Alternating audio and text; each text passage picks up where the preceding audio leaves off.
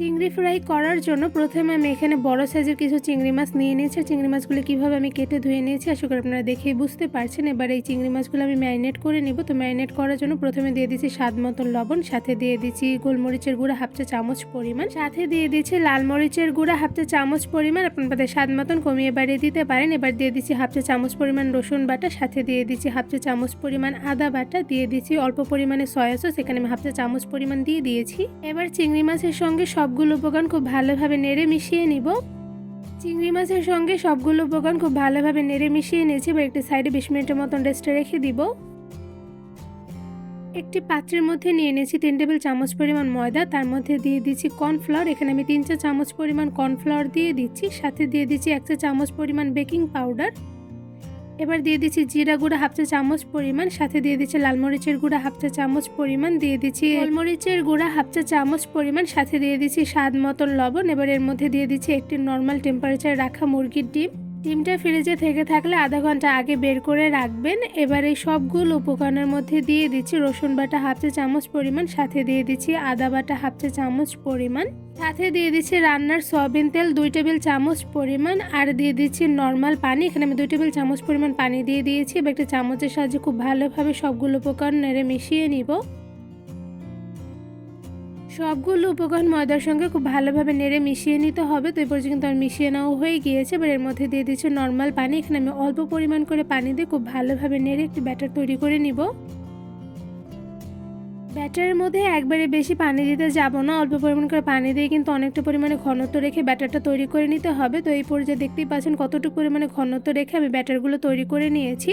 এই ব্যাটারগুলো কিন্তু খুব ভালোভাবে ফেটিয়ে নিতে হবে যাতে ভিতরে কোনো প্রকার দানা দানা না বাঁধে। তো এই পর্যায়ে দেখতেই পাচ্ছেন অনেকটা পরিমাণে ঘনত্ব রেখে এবং পারফেক্টভাবে ব্যাটারগুলো তৈরি করে ফেলেছি। এবার এই ব্যাটারগুলো একটি সাইডে 10 মিনিটের মতন রেস্টে রেখে দিব। চিংড়ি মাছ ফ্রাই করার জন্য একটি প্যানের মধ্যে দিয়ে দিচ্ছি রান্নার সয়াবিন তেল পরিমাণ অনুযায়ী। এবার তেলগুলো হালকা গরম হতে হতে এই পর্যায়ে ম্যারিনেট করা চিংড়ি মাছগুলো আমি ব্যাটারের মধ্যে কোট করে নিব। তো এই পর্যায়ে রেস্টে রাখা ব্যাটারের মধ্যে আমি চিংড়ি মাছটা দিয়ে খুব ভালোভাবে দুই সাইডে ব্যাটারগুলো লাগিয়ে কোট করে নিব। ব্যাটারের মধ্যে চিংড়ি মাছটা খুব ভালোভাবে কোট করে নিয়েছি। এবার কোট করা চিংড়ি মাছটা গরম তেলের মধ্যে দিয়ে খুব ভালোভাবে ভেজে নেব। তো এই পর্যায়ে একটা একটা করে সবগুলো চিংড়ি মাছ কোট করে গরম তেলের মধ্যে দিয়ে দিচ্ছি।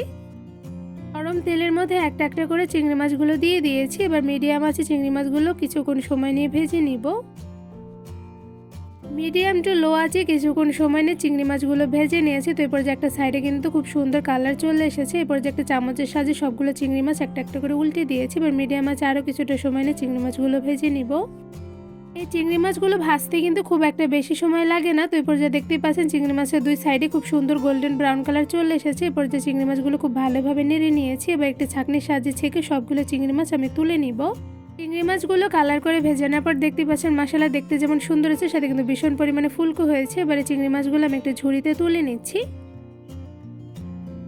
একদম সহজভাবে কোনো রকম ঝামেলা ছাড়াই শুধুমাত্র অল্প কিছু উপকরণ দিয়ে তৈরি করে ফেলেছি দারুণ মজাদার চিংড়ি মাছের ফ্রাই। এই চিংড়ি মাছের ফ্রাইগুলো তৈরি করা কিন্তু খুবই সহজ, সাথে খেতে কিন্তু অসম্ভব মজাদার হয়ে থাকে। আশায় কোনো মেহমান বা ছোট থেকে বড় সবাইকে কিন্তু খুব সহজে চিংড়ি মাছের ফ্রাইগুলো তৈরি করে দিতে পারবেন। এই মজাদার চিংড়ি মাছের ফ্রাইগুলো দেখতে পাচ্ছেন মাশাআল্লাহ গোল্ডেন ব্রাউন কালার করে ভেজানোর পর দেখতে কতটা পরিমাণে লোভনীয় হয়েছে। চিংড়ি মাছ ফ্রাইগুলো কিন্তু ভীষণ পরিমাণে ফুলকো হয়েছে, সাথে হচ্ছে ভীষণ পরিমাণে মুচমুচে। কতটা পরিমাণে মুচমুচে হয়েছে আশা করি আপনারা সাউন্ড শুনে বুঝতে পারছেন। এই চিংড়ি মাছ ফ্রাইগুলো কিন্তু শুধু ক্রিস্পি হয়নি, সাথে ভেতর থেকে কেমন কুকড হয়েছে সেটা আপনাদের একটু ভেঙে দেখাচ্ছি। তো এই পর্যায়ে দেখতে পাচ্ছেন মাশাআল্লাহ অনেকটা পরিমাণে কিন্তু সফট হয়েছে। তো এই পর্যায়ে ভেতর থেকে কিন্তু দেখতে পাচ্ছেন একদম পারফেক্টলি কুকড হয়েছে, সাথে কিন্তু দেখতে খুবই লোভনীয় হয়েছে। চিংড়ি মাছ ফ্রাইগুলো এমনি খেতে যেমন ভালো লাগে সাথে কিন্তু সস বা চিলি অয়েল দিয়ে খেতে আরো বেশ মজাদার হয়ে থাকে।